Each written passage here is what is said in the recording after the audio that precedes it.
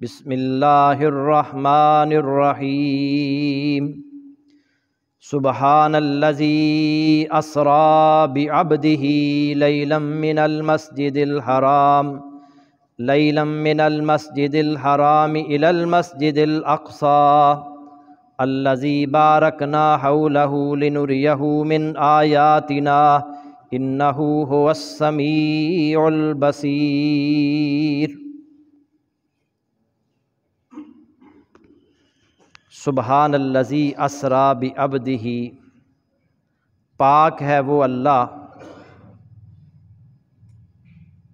جو اپنے بندے کو رات کے کچھ حصے میں لیلا من المسجد الحرام الی المسجد الاقصی، مسجد حرام سے مسجد اقصی تک لے گیا۔ الذی بارکنا حولہ، جس کے آس پاس کو ہم نے بابرکت بنایا ہے، لنریہ من آیاتنا، تاکہ ہم اسے کچھ نشانیاں دکھائیں، انہ هو السمیع البصیر، بلا شبہ وہی سب کچھ سننے والا، سب کچھ دیکھنے والا ہے۔ حضرات، نبی صلی اللہ علیہ وآلہ وسلم کے معجزات میں سے ایک معجزہ اسراء اور معراج ہے۔ اس معجزے کے دو حصے ہیں۔ ایک حصے کا تعلق مسجد حرام سے مسجد اقصی تک ہے، جسے اسراء کہا جاتا ہے، اور دوسرے حصے کا تعلق مسجد اقصی سے آسمانوں کی سیر ہے، جہاں تک اللہ نے چاہا۔ اس حصے کو معراج کہا جاتا ہے۔ اہل سنت کا متفقہ عقیدہ ہے کہ رسول اللہ صلی اللہ علیہ وسلم کو معراج جسمانی طور پر کرایا گیا۔ یہ روحانی مشاہدہ نہیں تھا، یہ خواب میں نہیں تھا، بلکہ جسمانی مشاہدہ تھا۔ اللہ کے نبی صلی اللہ علیہ وسلم کو جسمانی طور پر معراج کروایا گیا۔ گزشتہ خطبہ میں آپ اس پر دلائل سن چکے ہیں، ان کا خلاصہ بیان کر کے مزید گفتگو کا سلسلہ جاری ہے۔ سب سے پہلے اللہ نے جو لفظ استعمال کیا ہے نا، سبحان، عربی زبان میں یہ لفظ حیرت اور تعجب کے اظہار کے لیے بھی استعمال ہوتا ہے۔ یہاں اللہ رب العزت نے اس لفظ کا استعمال کر کے واضح کر دیا ہے کہ اللہ رب العزت جو چاہے کر سکتا ہے۔ دوسرا لفظ ہے اس میں عبد، سبحان الذی اسری بعبدہ۔ جو عبد کا لفظ ہے یہ بھی جسم اور روح دونوں پر بولا جاتا ہے۔ تیسری دلیل یہ دی تھی کہ مشرکین مکہ نے رسول اللہ صلی اللہ علیہ وسلم کی تکذیب کی، جب آپ نے بتایا کہ میں راتوں رات بیت المقدس گیا، آسمانوں کی سیر کر کے راتوں رات واپس آیا، تو انہوں نے رسول اللہ صلی اللہ علیہ وسلم کو جٹلایا۔ اگر یہ خواب ہوتا تو پھر جٹلانے کی ضرورت، خواب تو کوئی بھی آ سکتا ہے نا۔ تو کفار مکہ کی تکذیب بھی اس بات کی دلیل ہے کہ نبی صلی اللہ علیہ وسلم کو معراج جسمانی طور پر کرایا گیا۔ چوتھی دلیل یہ ہے، اللہ نے جو لفظ استعمال کیا نا، سبحان الذی اسری، یہ جو اسری ہے اس کے معنی میں بھی روح اور بدن سمیت لے جانے کے ہیں۔ گزشتہ خطبے میں آپ سن چکے ہیں، یہ بھی روح اور بدن سمیت، جسم سمیت لے جانے کے معنی میں قرآن مجید میں استعمال ہوا ہے۔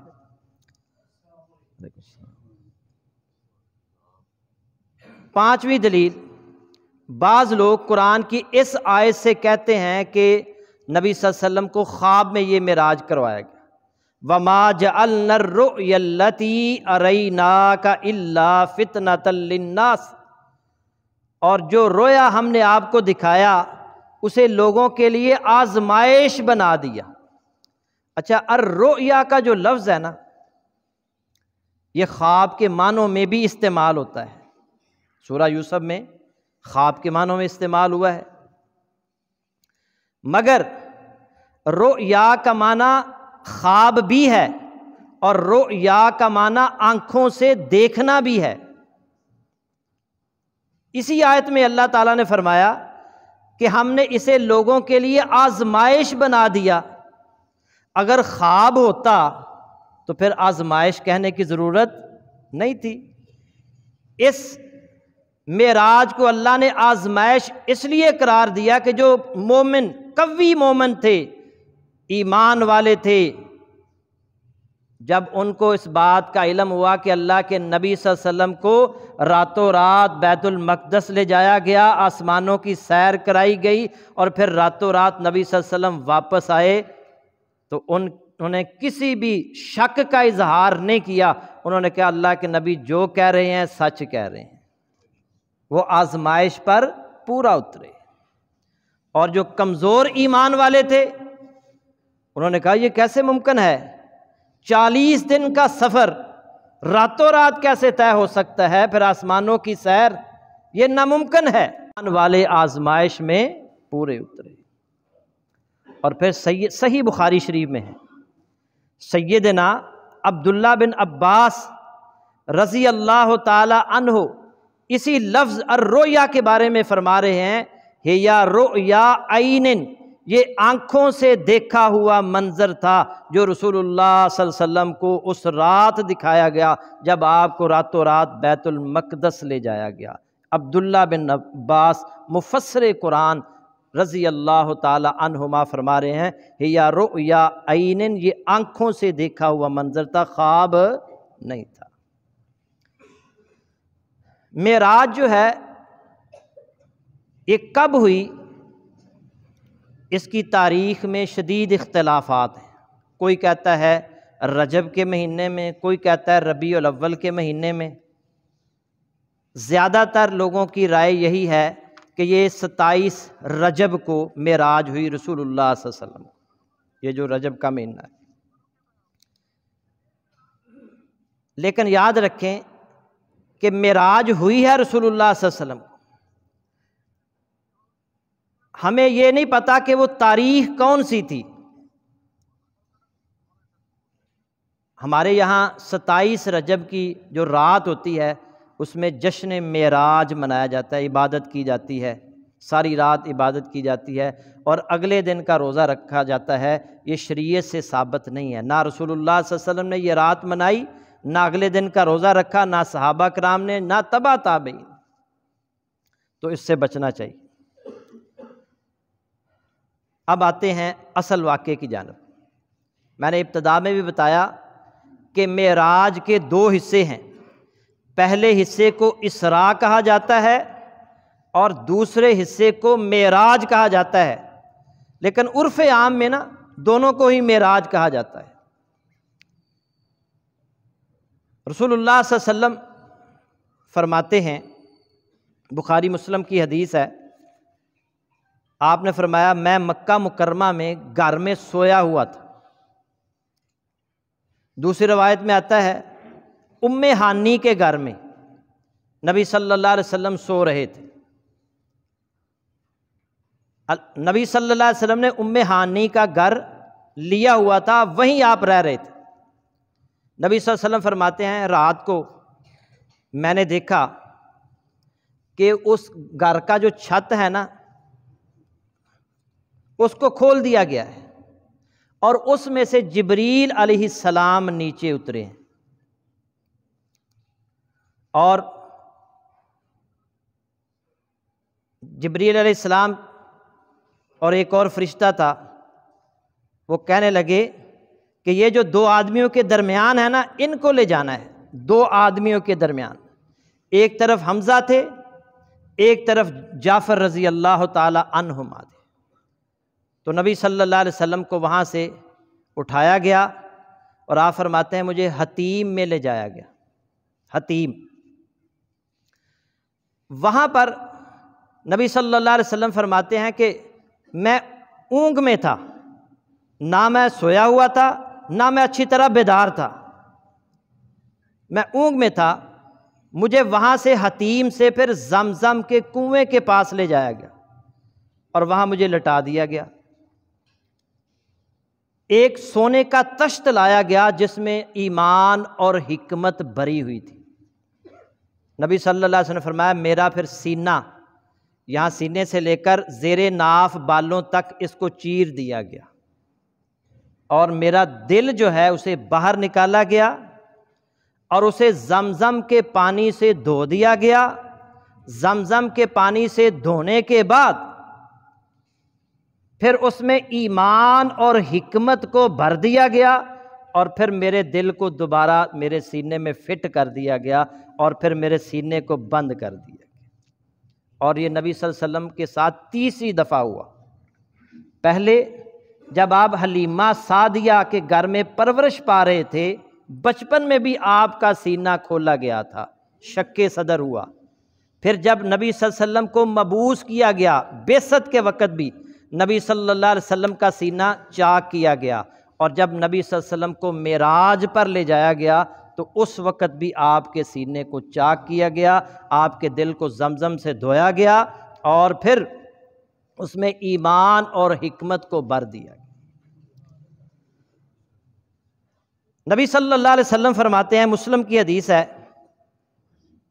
پھر میرے پاس نا ایک سفید رنگ کا جانور لایا گیا، یقال لہ براق، جسے براق کہا جاتا ہے، فوق الحمار و دون البغل، یہ گدھے سے بڑا، خچر سے چھوٹا تھا، اور اس کا ایک قدم اس کی حد نگاہ تک جاتا تھا، ایک قدم اس کی حد نگاہ تک جاتا تھا۔ فحملت علیہ، مجھے اس براق پر بٹھا دیا گیا، سوار کرا دیا گیا۔ سیدنا انس بن مالک رضی اللہ تعالی عنہ بیان کرتے ہیں کہ نبی کریم صلی اللہ علیہ وسلم کے پاس براق کو اس حالت میں لایا گیا کہ اسے نکیل ڈالی گئی تھی اور اس پر زین کسی ہوئی تھی۔ اس نے کچھ شوخی دکھائی تو جبریل علیہ السلام نے کہا، اور کیا تم محمد صلی اللہ علیہ وسلم کو شوخی دکھاتے ہو؟ آج تجھ پر جو سوار ہونے والا ہے، اللہ کے نزدیک ان سے زیادہ معزز سوار کوئی ہو ہی نہیں سکتا۔ جب براق نے یہ سنا تو اس کے پسینے چھوٹ گئے کہ محمد رسول اللہ مجھ پر سواری کرنے لگے صلی اللہ علیہ وسلم۔ ترمذی میں یہ روایت موجود ہے۔ پھر نبی صلی اللہ علیہ وسلم نے فرمایا، میں براق پر سوار ہوا یہاں تک کہ ہم بیت المقدس پہنچ گئے، وہاں سے میں نیچے اترا، اپنی سواری کو اس جگہ پر باندھا جہاں انبیاء علیہم السلام اپنی سواریوں کو باندھا کرتے تھے۔ ثم دخلت المسجد فصلیت فیہ رکعتین، پھر میں مسجد اقصی میں داخل ہوا اور میں نے 2 رکعت نماز ادا کی۔ ابن جریر کی روایت میں ہے، اور شیخ البانی رحمۃ اللہ علیہ نے اسے صحیح قرار دیا ہے کہ یہ الفاظ ہیں اس روایت کے اندر کہ میں نے انبیاء اور رسل کو نماز پڑھائی۔ جب میں وہاں پہنچا تو آدم علیہ السلام سے لے کر عیسیٰ علیہ السلام تک سارے نبی بیت المقدس میں موجود تھے اور صفیں بنا کر بیٹھے ہوئے تھے، امام کا انتظار کر رہے تھے۔ نبی صلی اللہ علیہ وسلم آگے بڑھے، جبریل علیہ السلام نے ہاتھ پکڑا اور امامت کی جگہ پر لا کھڑا کیا کہ آپ سب کے امام ہیں، اسی لیے امام الانبیاء کہا جاتا ہے۔ نبی صلی اللہ علیہ وسلم نے تمام انبیاء کو نماز کروائی۔ یہ اس بات کا اعلان تھا کہ تمام انبیاء اور رسل سے افضل محمد رسول اللہ صلی اللہ علیہ وسلم، جب وہ ہوں تو ان کی جگہ کوئی اور امام نہیں بن سکتا۔ اور دوسری بات یہ بھی ہے کہ اللہ کے نبی صلی اللہ علیہ وسلم نے مسجد اقصی گئے، وہاں کا سفر اللہ نے کروایا، یہ واضح کرنے کے لیے مسجد اقصی بھی بڑی عظیم جگہ ہے۔ نبی صلی اللہ علیہ وسلم نے فرمایا، لا تشد الرحال الا الى 3 مساجد، ثواب کی نیت سے صرف 3 مسجدوں کی طرف سفر کیا جا سکتا ہے۔ ثواب کا ارادہ لے کر ثواب کی نیت سے صرف 3 مسجدوں کی طرف جایا جا سکتا ہے، اور وہ ہیں المسجد الحرام والمسجد الاقصی و مسجدی ھذا، مسجد حرام، مسجد اقصی، اور یہ میری مسجد مسجد نبوی۔ یہ 3 مسجدیں ہیں جہاں ثواب کی نیت سے جایا جا سکتا ہے۔ اس نیت سے جایا جا سکتا ہے کہ وہاں جائیں گے ثواب ہوگا، اجر و ثواب ہوگا، اس لیے کہ نبی صلی اللہ علیہ وسلم نے فرمایا جو مسجد حرام ہے اس میں ایک نماز پڑھنے سے 1,00,000 نماز کا ثواب ملتا ہے، اور مسجد نبوی میں ایک نماز پڑھنے سے صحیح حدیث کے مطابق 1,000 نماز پڑھنے کا ثواب ملتا ہے، اور مسجد اقصی میں ایک نماز پڑھنے سے 500 نمازوں کا ثواب ملتا ہے۔ اور وہ مسجد کے بارے میں اللہ نے فرمایا الذی بارکنا حولہ، اس کے آس پاس کو، ارد گرد کو ہم نے بابرکت بنایا ہے۔ جب اس کا آس پاس بابرکت ہے تو اس کی برکت کا کیا کہنا ہوگا۔ اور یہ مسجد اقصی مسلمانوں کا قبلہ اول ہے۔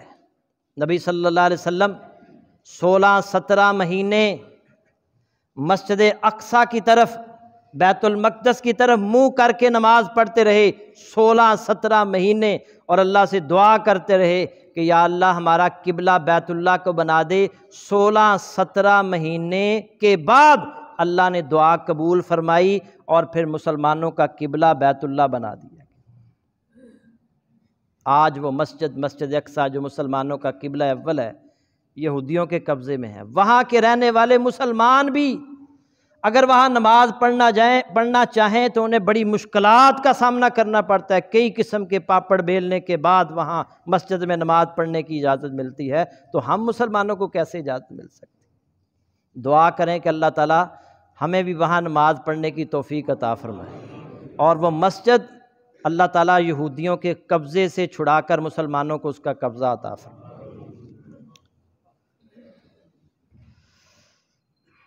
نبی صلی اللہ علیہ وسلم نے مسجد اقصی میں تمام انبیاء کو نماز کروائی۔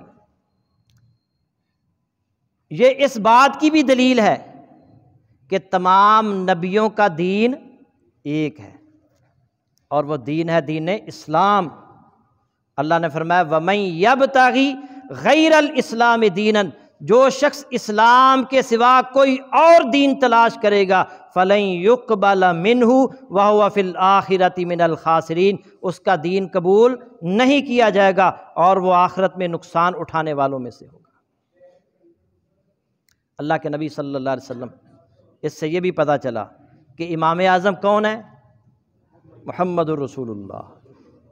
وہ اس لیے آئے ہیں کہ ان کی اتباع کرنی ہے، ان کی پیروی کرنی ہے، ان کے پیچھے چلنا ہے۔ محمد رسول اللہ واجب الاتباع ہیں، ان کی پیروی کرنی ہے۔ امت اگر چاہتی ہے کہ امت کے اندر اتفاق ہو، اتحاد ہو، اس کی ایک ہی طریقہ ہے کہ ہمیں محمد رسول اللہ صلی اللہ علیہ وسلم کے پیچھے چلنا چاہیے۔ ائمہ کو چھوڑ دیں، امام ابو حنیفہ کے پیچھے مت چلیں، ان کی پیروی کرنے کا اللہ نے حکم نہیں دیا۔ امام احمد بن حنبل کے پیچھے نہ چلیں، امام مالک کے پیچھے نہ چلیں، امام شافعی کے پیچھے نہ چلیں۔ ائمہ تھے، بڑا دین کی خدمات ہیں ان کے لیے، ان کی دین کی بڑی خدمات ہیں، مگر وہ ہمارے لیے واجب الاتباع، پیروی کے لیے اللہ نے محمد رسول اللہ کو بھیجا ہے۔ پیروی ہم نے رسول اللہ کی کرنی ہے، کیونکہ ان کی بات قبول بھی کی جا سکتی ہے، ان کی بات رد بھی کی جا سکتی ہے۔ اگر کوئی کہے کہ میں امام ابو حنیفہ کی بات نہیں مانتا، اس کا اسلام خطرے میں نہیں ہے، لیکن اگر کوئی کہے کہ میں محمد رسول اللہ کی بات نہیں مانتا، وہ مسلمان ہی نہیں ہے، اس کا اسلام سے کوئی تعلق نہیں ہے جو یہ کہے کہ میں رسول اللہ کی یہ بات نہیں مانتا۔ نبی کریم صلی اللہ علیہ وسلم فرماتے ہیں ثم خرجت فجاءنی جبریل علیہ السلام بِإِنَاءٍ مِّن خَمْرٍ وَإِنَاءٍ مِّن لَبَنٍ، پھر میں مسجد اقصی سے باہر آیا تو حضرت جبریل علیہ السلام نے مجھے 2 برتن پیش کیے، جن میں سے ایک میں شراب اور دوسرے میں دودھ تھا۔ مہمان نوازی، ایک میں شراب تھی، ایک میں دودھ تھا۔ نبی صلی اللہ علیہ وسلم فرمایا فاخترت اللبن، फ़क़ाल जिब्रील अलैहि السلام इख्तरत الفطرۃ، میں نے دودھ کو پسند کیا تو جبریل علیہ السلام نے کہا آپ نے فطرت کو پسند کیا ہے۔ مسلم کی حدیث ہے، دودھ خالص ہوتا ہے نا جی، اور شراب جو ہے نا وہ انگور سے بنائی جاتی ہے اور چیزوں سے بنائی جاتی ہے، تبدیلی لائی جاتی ہے اس میں، ڈائریکٹ نہیں بنتی، دودھ ڈائریکٹ آتا ہے۔ اور پھر ہم جب پیدا ہوتے ہیں تو دودھ کے ساتھ تمہارا بچپن سے ہی تعلق ہوتا ہے نا، یہ ہماری فطرت میں ہے، ماں کا دودھ سب سے پہلے ہماری جو خوراک ہے وہ ماں کا دودھ ہے۔ یہ سارا جتنا میں نے ابھی بیان کیا ہے یہ تھا پہلا حصہ، اسراء سے لے کر معراج تک، یہ یعنی اقصیٰ تک، یہ اسراء ہے، اس حصے کو کہتے ہیں اسراء، مسجد حرام سے مسجد اقصیٰ تک، اس حصے کا نام ہے اسراء، اور پھر مسجد اقصیٰ سے آسمانوں کی جو سیر ہے اس حصے کا نام ہے معراج۔ نبی صلی اللہ علیہ وسلم نے فرمایا ثم طلقنا حتی اتینا السماء الدنیا، پھر میں اور جبریل علیہ السلام چل پڑے یہاں تک کہ ہم آسمان دنیا پر پہنچ گئے۔ جبریل اور میں چل پڑے اور پہلے آسمان جو آسمان دنیا ہے وہاں پہنچ گئے، مسلم کی حدیث ہے۔ ایک اور روایت میں آتا ہے پھر جبریل علیہ السلام مجھے آسمان دنیا کی طرف لے گئے، ثم اخذ بیدی عرج بی الی السماء الدنیا، پھر جبریل علیہ السلام نے میرا ہاتھ پکڑا اور مجھے آسمان دنیا کی طرف لے گئے، بخاری مسلم کی حدیث۔ یہ تینوں روایات جو میں نے بیان کیے تینوں روایات صحیح ہیں۔ اسی طرح یہ بھی ثابت ہوتا ہے کہ نبی صلی اللہ علیہ وسلم کے لیے ایک نہایت خوبصورت سیڑھی لگائی گئی، اس سیڑھی کے ذریعے آپ جو ہے آسمانوں تک پہنچے۔ بہرحال اللہ کے نبی صلی اللہ علیہ وسلم معراج جبریل علیہ السلام کے ذریعے گئے ہوں یا سیڑھی کے ذریعے گئے ہوں، اللہ رب العزت نے آپ کو معراج کروائی، اور پھر نبی صلی اللہ علیہ وسلم اور جبریل علیہ السلام پہلے آسمان پر پہنچے۔ نبی صلی اللہ علیہ وسلم نے فرمایا حضرت جبرائیل علیہ السلام نے دستک دی، پوچھا گیا کون؟ انہوں نے کہا جبرائیل۔ آپ کے ساتھ کون ہے؟